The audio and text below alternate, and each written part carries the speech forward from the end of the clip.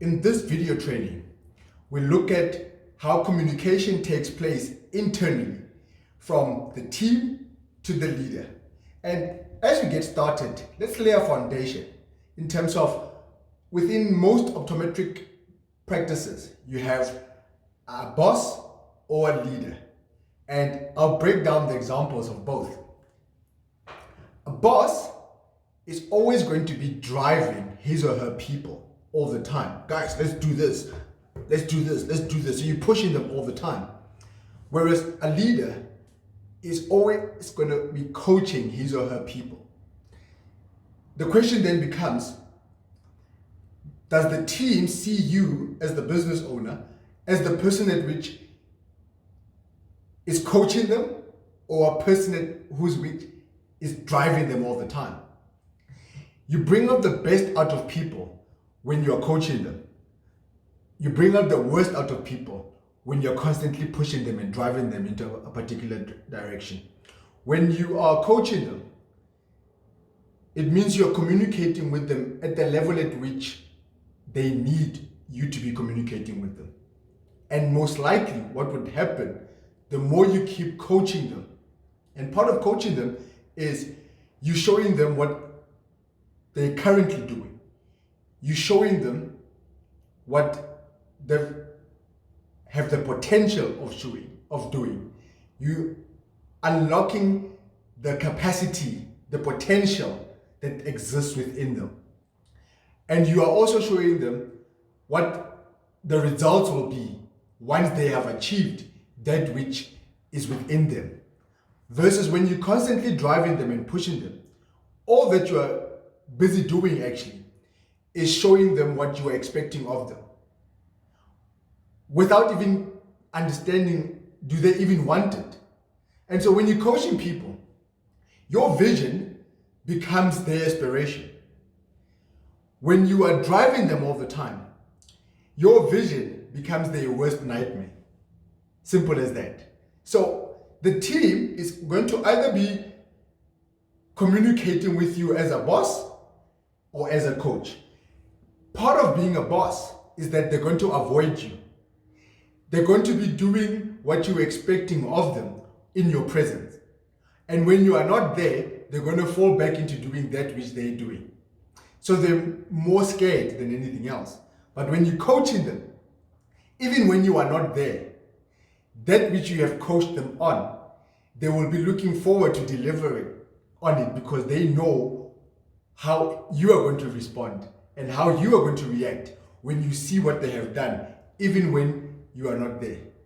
So it's very, very simple that a lot of times within optometric practices, what happens when the practice owner or the boss is there versus when he or she is not there are two different things.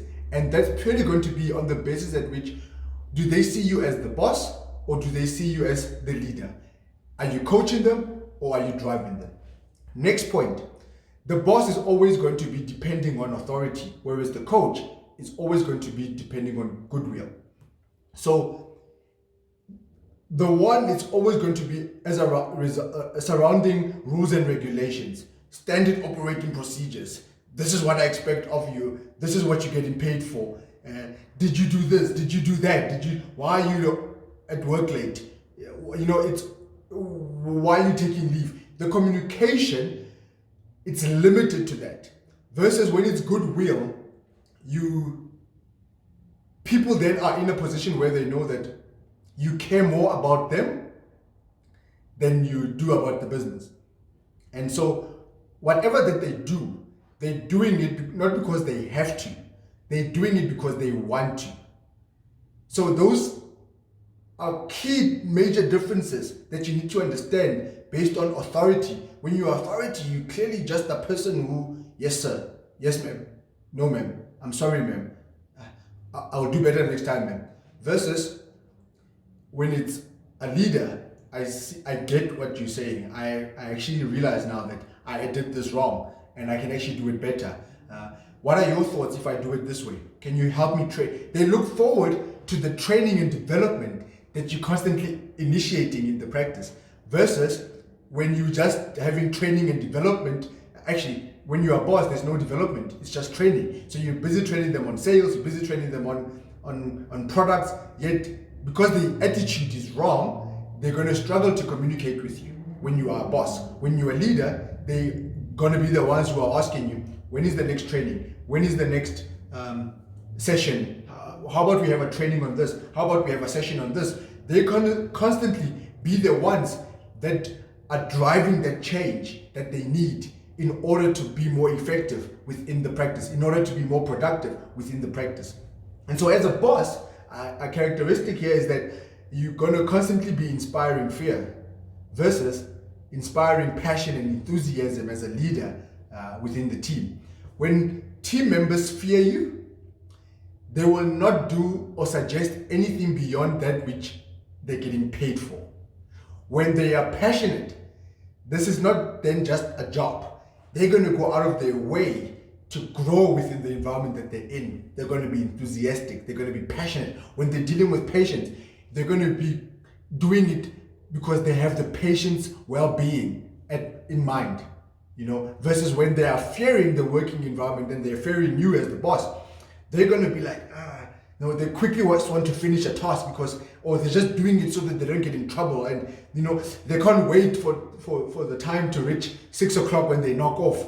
They just arrive at work at 9 o'clock. They don't have a sense of ownership, a sense of responsibility, a sense of, this is what I'm responsible for. And if I don't do it, no one else is going to do it. They don't have that type of attitude.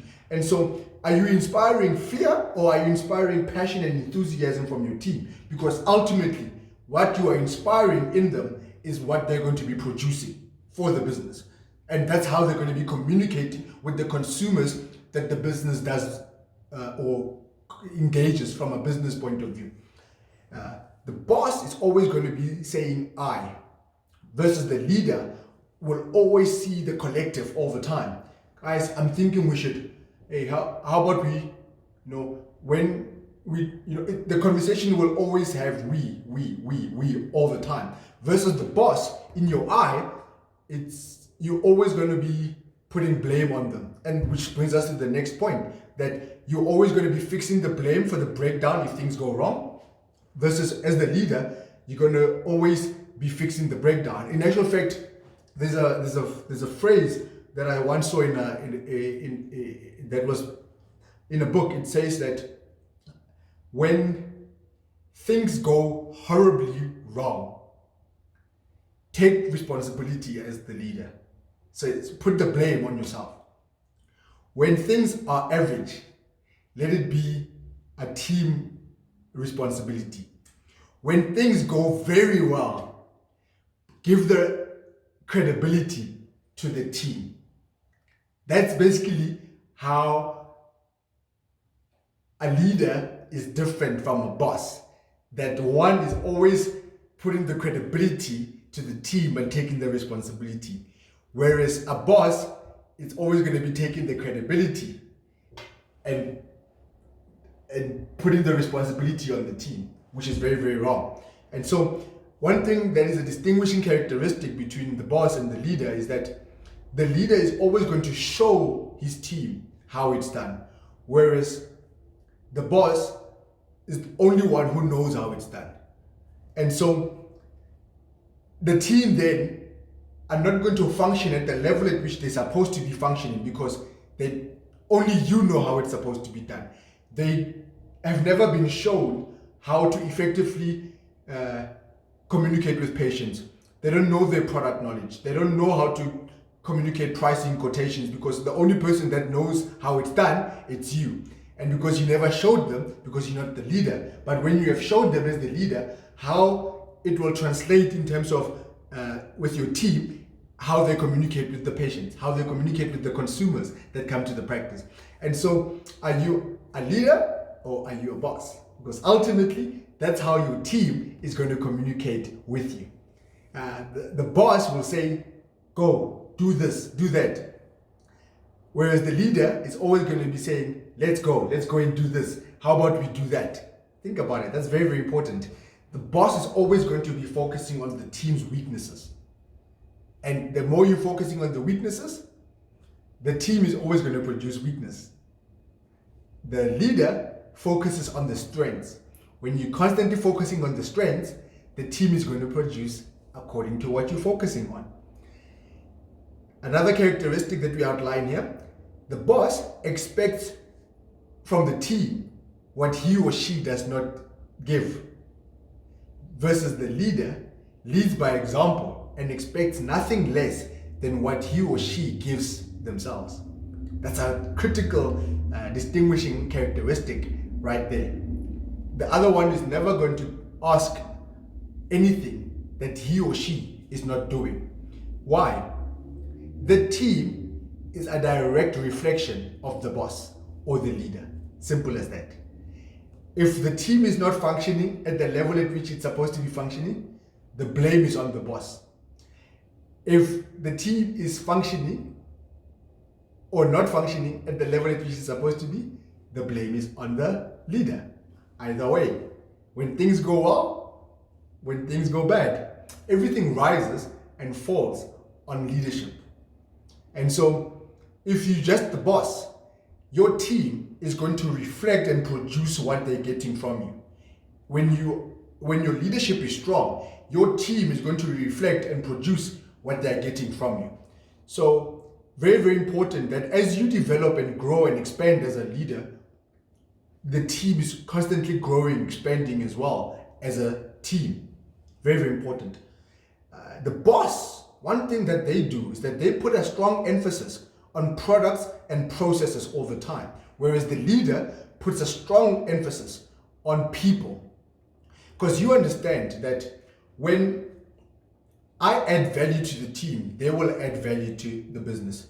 When you don't add value to the team, they're not going to add value to the business. And so one of the things that we highlight in our books is that we say the leader can only go as far as his or her business stretches them, or the vision that he has or she has for their business will stretch them. The team can only grow as far as the leader goes.